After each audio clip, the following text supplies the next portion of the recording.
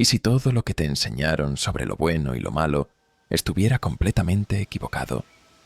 Friedrich Nietzsche no solo lo pensaba, lo vivió y lo defendió. ¿Te atreves a descubrir por qué? La idea más controvertida de Nietzsche, decía mi abuelo, es que todo lo que consideramos bueno o malo podría estar fundamentalmente equivocado. Nietzsche nos invitaba a cuestionar la moralidad misma, esas ideas que nos dicen que la bondad, la humildad y el altruismo son virtudes universales. ¿Y si esas virtudes no fueran más que una forma de mantenernos limitados, atrapados en una vida de mediocridad? Según Nietzsche, esos valores tan exaltados no siempre sirven para hacernos mejores, sino que pueden ser una especie de cárcel, una trampa que impide que alcancemos nuestro verdadero potencial.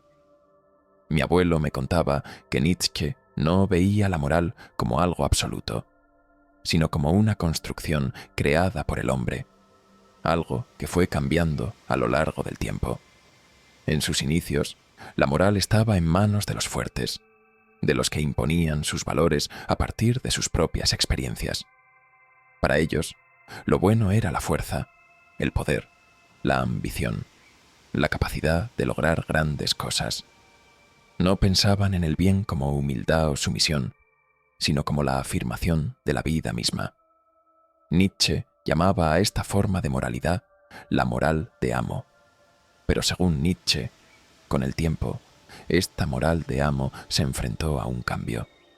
Los oprimidos, aquellos que no tenían esa fuerza o ese poder, empezaron a crear sus propios valores, como una especie de respuesta o resistencia.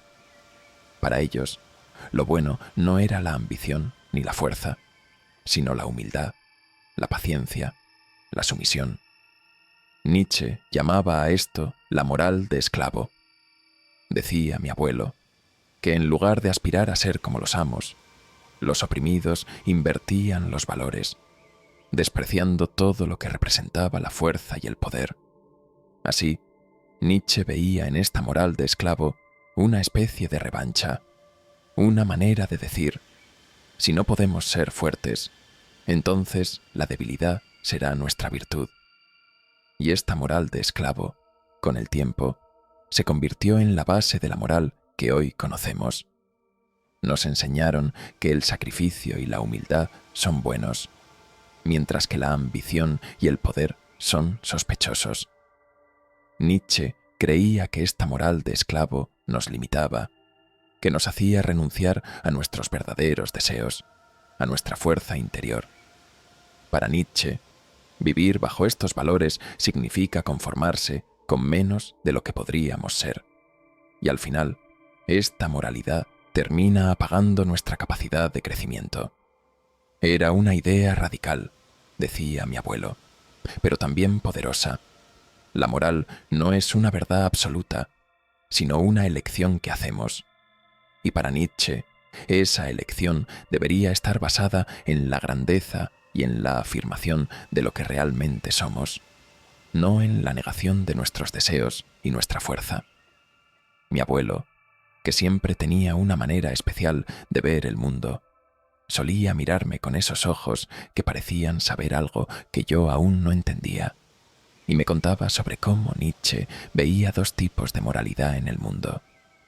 Nietzsche decía que hay dos formas de entender lo bueno y lo malo.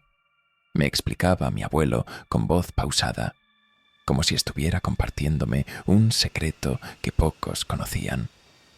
Hay una moral que viene de los poderosos, de aquellos que saben lo que quieren, y otra que viene de los que, por una razón u otra, se sienten en deuda con el mundo. Mi abuelo lo llamaba la moral de amo y la moral de esclavo, como lo hacía Nietzsche. Pero no te confundas, me decía. Cuando Nietzsche hablaba de amos y esclavos, no se refería solo a ricos y pobres, ni a gobernantes y súbditos, sino a una forma de vivir la vida. La moral de amo es esa que surge de la seguridad y la fuerza interior, de quienes viven en sus propios términos. Son los que definen lo bueno y lo malo a partir de su experiencia, de lo que ellos mismos valoran y desean. Nietzsche, decía mi abuelo, creía que, en un principio, la gente que tenía poder y coraje decidía lo que era bueno, y para ellos, lo bueno no era la humildad ni la debilidad, lo bueno era la fuerza, la valentía, el deseo de superarse. En ese entonces, el bien no era una palabra que se usara para hablar de obediencia ni de sumisión. No, en absoluto. Para ellos, el bien era la afirmación de la vida misma. Era ser fuerte, ambicioso y capaz de llevar a cabo los propios sueños. Nietzsche llamaba a esto la moral de amo, porque era una moral afirmativa, una que definía lo bueno como la expresión de la vida y de la capacidad de superar los desafíos. Los amos no veían lo malo como un enemigo a derrotar, sino simplemente como la ausencia de esas cualidades que ellos consideraban buenas. Lo malo no ocupaba un lugar central en sus vidas, pues su atención estaba en lo que querían construir, en el tipo de personas que querían llegar a ser. Pero claro, continuaba mi abuelo, no todo el mundo podía vivir de esa manera. Con el tiempo, como es natural, hubo gente que se sintió oprimida, personas que no tenían la fuerza o la confianza para vivir según sus propios términos. Y aquí es donde Nietzsche veía que empezaba a nacer la otra moral, la moral de esclavo. Para él, la moral de esclavo surgió de los oprimidos, de aquellos que al verse sin poder y sin influencia, comenzaron a definir lo bueno y lo malo de una forma completamente opuesta a la moral de amo. Así que, donde el amo veía la fuerza y el poder como algo bueno, el esclavo comenzó a verlos como algo peligroso, algo que debía despreciarse. Nietzsche decía que los oprimidos, al no poder alcanzar los mismos logros que los poderosos, se llenaban de resentimiento. Pero, en lugar de enfrentarlos de forma directa, invertían los valores. Todo lo que los amos admiraban, la valentía, el poder, la ambición, los esclavos lo despreciaban. Empezaron a valorar la obediencia, la humildad y la sumisión, a ver como virtud aquello que les era propio. Mi abuelo decía que Nietzsche veía esto como un juego de espejos. Lo que uno valoraba, el otro lo rechazaba. Y al final, la moral de esclavo llegó a ser tan fuerte que poco a poco fue ganando terreno en el mundo. La moral de esclavo es una moral de negación, una que, en lugar de crear sus propios valores, se define en oposición a lo que otros valoran, me contaba mi abuelo. Para Nietzsche, esa moralidad nacía de la necesidad de encontrar una forma de hacer frente al poder de los amos, aunque fuera de manera indirecta. Así, los esclavos exaltaban lo que ellos tenían, la humildad, la paciencia, la obediencia, y despreciaban aquello que jamás podrían alcanzar. Con el tiempo, esta moral de esclavo se fue instalando en las bases de la sociedad. Según Nietzsche, empezó a influir tanto que terminó dominando el pensamiento moral de toda una era. Mi abuelo solía compararlo con una especie de revolución silenciosa. Decía, ¿te imaginas, hijo? Aquellos que antes no tenían voz comenzaron a cambiar la moral, no enfrentándose directamente, sino redefiniendo el sentido de lo bueno y lo malo para que les favoreciera. Así es como, según Nietzsche, el concepto de bondad cambió de algo relacionado con la fuerza y la afirmación, a algo que implicaba humildad, abnegación y sacrificio. Lo bueno pasó a ser todo aquello que mantuviera a la gente en su lugar, lejos de la ambición de sobresalir o de buscar más de la vida. Mi abuelo decía que Nietzsche no veía este cambio de moralidad como algo necesariamente bueno o malo, sino como un reflejo de la lucha humana por encontrar sentido en sus vidas, una especie de estrategia de supervivencia. Pero también decía que para Nietzsche esta moral de esclavo podía ser peligrosa, pues se basaba en la negación de lo que realmente somos. Era una moral que decía no a la vida, que veía los deseos y las ambiciones como algo negativo, como algo que debía reprimirse. Al final, me decía mi abuelo, Nietzsche creía que esta moral de esclavo era como una sombra que oscurecía el potencial de la humanidad.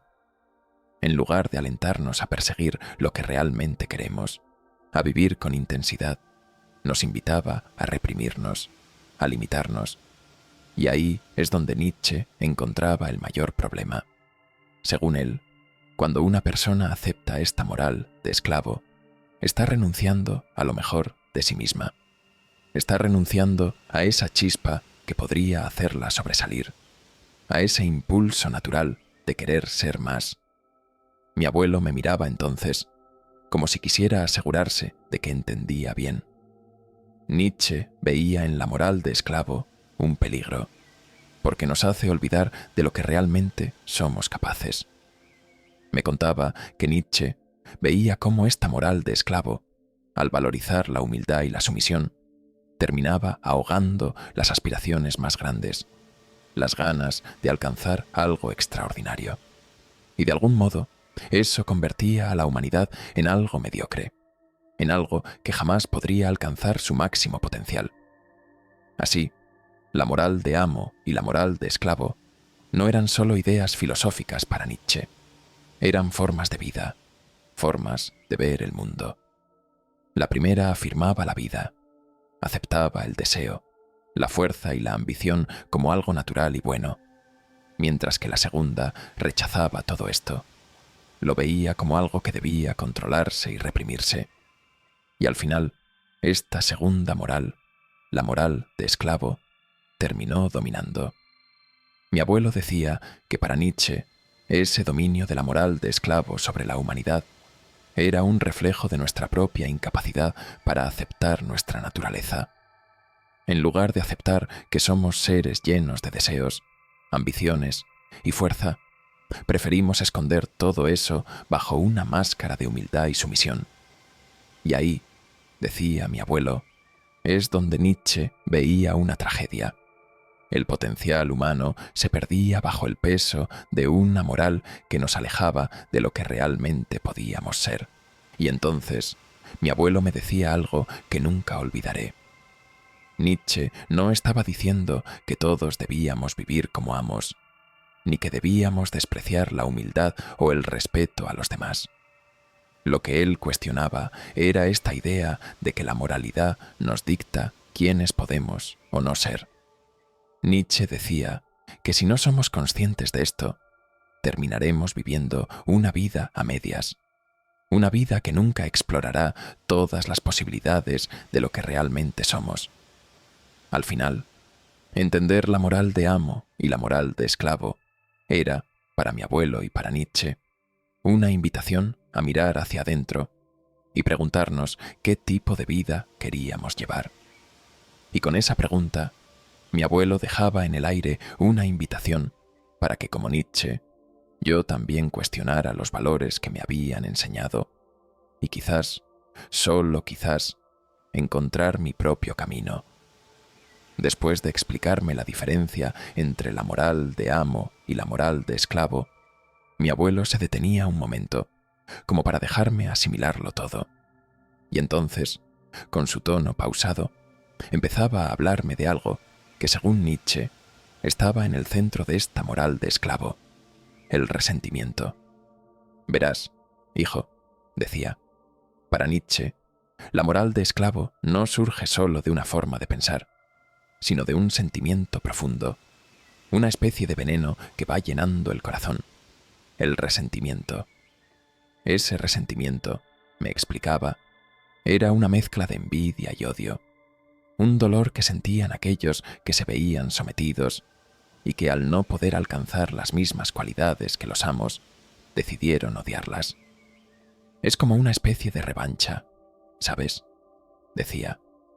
Cuando no puedes ser como el otro, te convences de que eso que no puedes alcanzar es en realidad malo, y así te sientes mejor.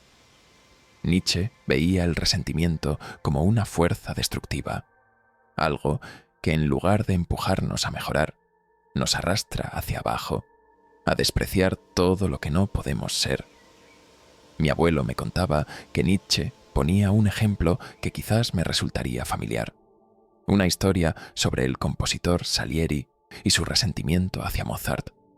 Salieri, un hombre con talento pero sin el genio de Mozart, veía cómo Mozart componía con una facilidad asombrosa, casi como si la música fluyera en él sin esfuerzo.